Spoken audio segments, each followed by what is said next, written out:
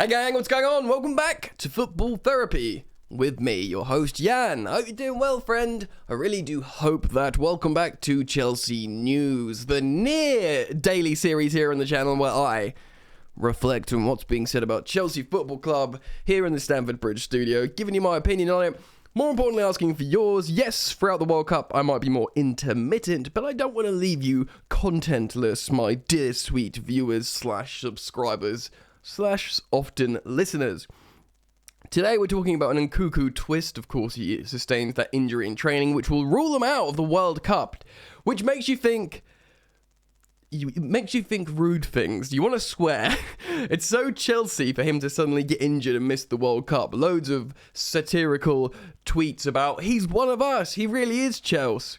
We'll talk about that. Ramifications, could he be cheaper? Is he looking to go elsewhere? What's going on there? And also, I'm going to read an extract from an Athletic article from Simon Johnson talking about Mason Mount and the contract extension. Of course, the news around Mason Mount has been changing throughout the recent months. Of course, he's nearing the final 18 months of his deal on a relatively low pay. I think he's on a third of what Reece James is on now, as of course Reece James has just signed his new deal. Anyway, we're going to get into all of it today, so settle in, get comfortable. Thank you for doing your admin of just liking and subscribing. Well, you don't have to subscribe, but like the video. It takes a second, and you are welcome to subscribe, and should you choose to do so, you can hit that sweet, sweet bell, baby. Right. Let's put a pin in Christopher Nkunku. Not literally, because he's already had his ankle or whatever he's had injured. And we'll talk about that in a moment. But let's start with the Mason Mount update. Now, Simon Johnson of The Athletic has written an update on this on his on an article. We're not going to read all of it. We're going to read just an extract jumping in here. With Mount quickly establishing himself as one of the team's most important players, there was surprise among other top sides that Chelsea allowed it to run down to 2 years. That's his contract, and this is last summer. A juncture which can leave the club vulnerable to an individual leaving for a cheaper price or even a free agent. Chelsea experienced the latter with two key individuals in Rudiger and Christensen, respectively, of course, who joined Real Madrid and Barcelona, both for free. And you might have your own, we were pissed off about Rudiger. Many people were okay with Christensen, but from a business perspective for Chelsea, it was it's quite disastrous for that to happen. Especially considering the value. Both of these guys, internationals, huge players for their country, and of course Rudiger was in scintillating form for Chelsea. So, no contract talks could be discussed once the previous owner, Roman Abramovich, was sanctioned by the UK government, of course, but there's been no indication that there was anything imminent in that regard. Anyway, Chelsea were dilly-dallying, you might say. The decision was always going to alert the other clubs. Before the sale was completed, the Athletics learned that Mount, as well as James, were already being targeted by some of the biggest teams in England and Europe. Wow, well, we know that certainly Reece James was wanted by both Manchester City. You can imagine he'd be absolutely a long-term Kyle Walker replacement. Let's be real. Reece James walks into any team. Well, yeah. I mean, I'm trying to think, is there a better right-back out there that would start? I mean, I don't think so. Get down in the comments. Let me know if there's a better right-back playing at the moment. Because, yeah, I don't know. Anyways, and certainly, Mason Mount might not walk into any team, but he's certainly, Jurgen Klopp would love him. Do you know what I mean? And his midfield free and all this kind of stuff. And seemingly both of them were being targeted by big teams in England and indeed Europe. It put the Boehly Clearlake consortium in a more awkward negotiation position from the get-go. Now, Boehly Clearlake have not been helped with having so many other things to deal with, including their first transfer window, setting up a new senior management team, which of course now they've nearly completed. I believe they've just announced Win Stanley as well from Brighton. And in the comments, Brighton also posted on their social media how he's joined Chelsea. And in the comment section on social media, Brighton fans, let's just say, I think we're up there with Crystal Palace now of their most hated clubs. They are really pissed at Chelsea. As well as the decision to replace head coach Thomas Tuchel with Graham Potter.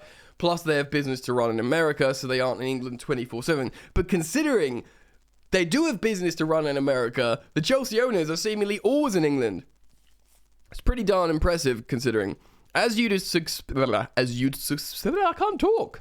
Let me try that again. As you'd suspect, one of the stumbling blocks has been to do with the size of Mount's salary. He's a first-team regular, the only one to play every Premier League game for Chelsea this season. Hold on, I've just clicked down. That's helpful. This season also having been picked consistently by previous managers, Lampard and Tuchel. The 23-year-old can rightly ask to be paid close to what's the biggest earners are getting, but that means a significant pay rise in one go. Up. Like I said, he's on 88k a week, I believe. The new owners are trying to offer players more incentivized contracts, which, by the way, I am fully down with. That makes a lot of sense. That's just so... We should have been doing this ages ago. This is what Harry Kane's got at Tottenham. Harry Kane earns a lot of money at Tottenham, but only because he scores a lot of goals consistently and consistently gets assists and plays well. If you play... This is what we should be giving to N'Golo Kante. Look, you can have whatever you want if you meet the metrics. If you do a Harry Kane from, well, the midfield version, if you get, you play X amount of games, tackles and interceptions, do you set those targets? I don't know, clean sheets, whatever. But if you are part of these wins, then you get paid, brother. This means giving a decent base salary with the ability to earn a lot more depending on individual and team achievements, like I said. This is great in theory, but doesn't work if other clubs are just willing to pay a higher sum for the transfer to take place. Like PSG come along, we'll just give you 400k a week. Don't worry about it, mate. Qatari money. Another aspect which has prompted a lot of back and forth is the length of contract. The successfully convinced Armando Broja, 6 years, and James, 5 years, but with a further option for 12, so essentially 6 years. To commit for a long period of time, the Athletic sources at the club remaining anonymous so they can keep their job. Every bloody time he's got to put that disclaimer in, but they've got to be secret so they don't get in trouble. Say one of the offers made to Mount was for 7 years but was rejected. Out here rejecting... maybe it was just... I doubt the length of the contract was an issue. It's got to be P's, isn't it? Should this be construed as a lack of dedication on Mount's part to his teammates? No. As Tuchel's departure showed, things can change in football very quickly. The longer contract you sign, the more say over your future you relinquish to the club. It doesn't mean Mount is already plotting a move away in some years' time. Signing 4 or 5 years, for example, is still a long period, and that is always an option to discuss fresh terms again. But where else would Mount want to go? I know he's a Pompey fan, but he's not going to go to Portsmouth. Oh yeah, you know what? I want to leave Chelsea, a Champions League club, because I want to go back to my boyhood club, Portsmouth. He's a boyhood Pompey fan, but he's a Chelsea boy. You know what I mean, mate? Do you know what I mean? Mount has also been concentrating to help recover the form of a difficult start of the season and wanted to focus on improving his own form. Good, because it has fluctuated from the excellent... I can't remember that game when he got 2 assists, but he was looking like an actual playmaker. He got a couple of goals, Aston Villa. He's got 6 assists as well, I'm reading here. But he's not just a presser. He's not just a hard worker and presser. He needs to get the output as well. He's always been driven like that, Mason Mount. He's like Frank Lampard in that sense of always working on his own numbers and stuff. And obviously it worked for Frank, big time. With Chelsea dropping to 8th in the Premier League and having lost 4 of the last 5 games. Just as I was forgetting all this. It's not the right period to be posing in front of camera with Boehly celebrating a new contract. There you go. There's reading the room, ladies and gentlemen. Plus, it's closer to the World Cup. Yeah. Qatar. Look, man. Apart from the FIFA World Cup and the ambition of the new owners, this year hasn't provided too many positives for Chelsea. Fans of Mount should remain optimistic that he will provide some better news at the start of next. At the start of the next? Of the next. Okay, whatever. Point being, we should expect Mason Mount to extend, and that is a good thing. Look, man, maybe it's money, maybe it's not. Reece James is Chelsea, proper Chelsea. Mount is as well. He's a really, really useful player. Whatever your opinion is of Mount in the peculiar Mason Mount wars, the truth is, man, Every manager who wants to succeed will want him. So we need him. He doesn't kick up a storm. He hasn't got a massive ego. He's a good teammate, a hard worker, and he's got a good sustained output, and we need him, bruv. Mason Mount would only end up going somewhere. He would go to another big club, by the way, and he'd do well. So we must keep him. Poster boy with Reece James. Let me know what you think. Comment down below. Let's move on.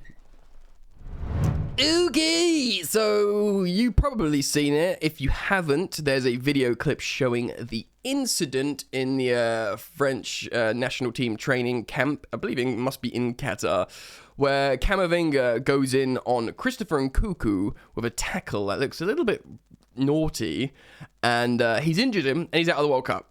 Now, Christopher Nkunku, who signed a pre-agreement to sign for Chelsea Football Club, but wanted to get the World Cup out of the way first. Well, the World Cup's out of the way now. Mon frère, je suis très désolé parce que ça, c'est une situation très triste. He is, yeah, man. He's young. He's like 24 or something. And this is like, maybe the next one will be the sweet spot. But you could say this could be the sweet spot for his World Cup. I feel so bad, man. Especially when you're there as well. I mean, Camavinga, he must feel so bad. Like, you don't want to, injure your one of your best teammates who's one of the best in the team, like past Benzema and Mbappe, he's probably next in line that you don't want to injure. Do you know what I mean? Like that, he must feel terrible. Now look, we're gonna read an article here by Jake Stokes on Football.London for context. But we can speculate what this means. Some people are trying, with great empathy and sympathy, saying, look, there might be a silver lining in, because the actual fee hadn't necessarily been 100% agreed yet. Maybe this will make an announcement quicker for Chelsea. Maybe this will, some people are being very optimistic in terms of saying maybe this will reduce the cost or deter other people. Many things being considered here. Maybe he'll just be like, oh, screw this, like I'm so bummed out about this, just get me to Chelsea in January. I don't think he's gonna be out for a long time. Let's read. Christopher Nkunku was heavily linked with a move to Chelsea in the summer, but failed to materialise. It is said the Blues are insistent on welcoming the RB Leipzig star to Stamford Bridge. Football understands the West Londoners, who hold a long-term interest in Nkunku, were considering a move for the France international this summer, but they were put off by the original big asking price. Late into the window, the Frenchman penned a new deal at the Red Bull Arena, which cast a doubt whether the switch was on. However, it's understood there was a release clause inserted into his contract because he wanted that option to leave, which only becomes active in the next summer. But this is why Chelsea did this pre-agreement thing. He could leave for considerably less. So what's being said? Okay, well, we know that he signed a pre-agreement with Chelsea, and Leipzig did as well. So not just him, the club. They're like, look, he's got a release clause in the following summer, and we'll lose him for 60 million euros. What's that? 55 million pounds or something. Now, for a guy he starts for France, and he's absolutely tearing up the numbers, and he's like I said, he's right in the slot age-wise for like optimum value. They wanted to sell him for much more, but Chelsea are offering this opportunity to maybe get him for a bit more should they just sell him to Chelsea and this pre-agreement. And Chelsea have seemingly also convinced Christopher Nkunku to come to Chelsea as things stand, hence the pre-agreement signed. It's not saying, look, definitely you have to come to Chelsea no matter what, but he's saying, as things stand, I agree this transfer and this wages and this terms. But, Chelsea could have been worried that he wins like MVP or player of the tournament at the World Cup, France win the World Cup, and then, Real Madrid go, screw it, we'll pay you 100 million euros in the summer, Leipzig. And they go, sorry, Chelsea, and they rip up that pre-agreement. Do you know what I mean? Obviously now that can't happen because he's picked up an injury. And it says here, the national team have confirmed Nkunku has picked up an injury and will now miss the World Cup. He suffered a sprained knee in training as a potential move to Chelsea looms. A statement from Le Bleu reads, injured in training on Tuesday, Christopher Nkunku must give up participating in the World Cup. The RB Leipzig striker left training session on Tuesday before the end.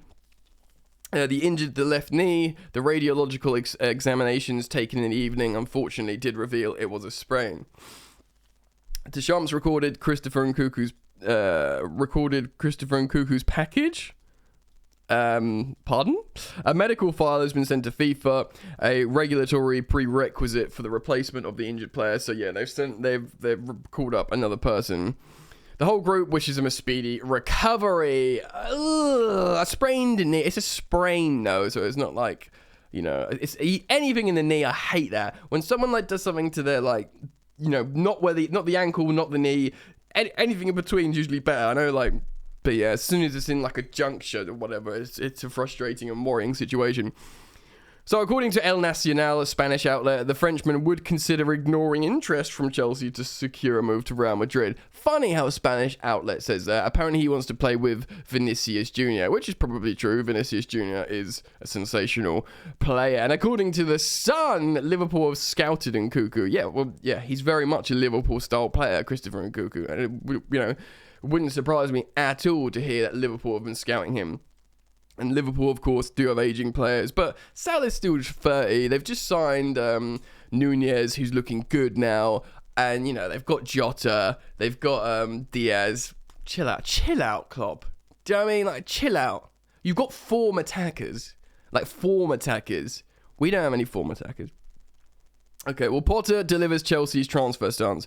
The latest is that it wasn't the case, according to Sky Germany's Florian Pattenberg, who tweeted, "News Nkunku. We have been told that it was not a medical in order to finalise the deal with CFC. It should have been taken place due to insurance reasons. Yes, Chelsea wants him in 2023, but no decision yet." It was Fabrizio Romano that has said Chelsea have signed a pre-contract agreement with Christopher Nkunku. So his release clause is £52 million in the summer. Saying here, £52 million release clause. And this is why Chelsea have tried to get in first early and do the pre-agreement, because imagine if Christopher Nkunku had an amazing World Cup and then he was available for 50 million as like a 24-year-old superstar. So Benjamin Seschko's 2023 move to RB Leipzig has seemingly helped Chelsea secure their man. If we are to believe the pre-agreement. So Seško, who's 19, who, by the way, is a really, really exciting player who plays for Salzburg, and, you know, Salzburg to Leipzig is the RB move, isn't it? So he will essentially fill the gap of Christopher Nkunku. And Leipzig will be hoping that they can sell Nkunku for over that £52 million release clause. And hopefully they'll be hoping Chelsea, with their new financial muscle, or will to spend with their financial muscle with Todd Boehly and Clearlake Capital, they will see that as an opportunity to make more peas on the sale. It is frustrating. I do believe Christopher Nkunku will be a Chelsea player. This is a really unfortunate situation with the injury. It would have been nice to watch him play for France, going, ooh, Chelsea bound. Frustrating, but it is what it is. I'm sure we will see and hear and read more developments as time goes by. I think, personally, the fact how he's now not playing in the World Cup, maybe he will have discussions with his agent a little bit more. Maybe his emotional energy that was dedicated originally to playing in this World Cup will now be, right, what's my career doing? Let's just maybe secure a move, or, you know, who knows? Let's just check out where Leipzig are in the Bundesliga. I mean, they're not gonna win the Bundesliga, because they're third in the Bundesliga, and they are 6 points off Bayern Munich, who are now finally hitting scintillating form and just winning every game. You know, so maybe he'll just fancy making the January move. I don't know. Maybe that's an opportunity for Leipzig to sell him release clause. We'll find out. Let me know what you think, though. Comment down below. It's a ruddy long video again. Sods for that. Thank you for your interactions, likes, comments, and subs. And we will keep it locked here, and we will keep a close eye on all the stories. So make sure you do keep it locked with me, ladies and gentlemen. I look forward to seeing you guys very, very soon. And yeah, look after yourselves. Peace.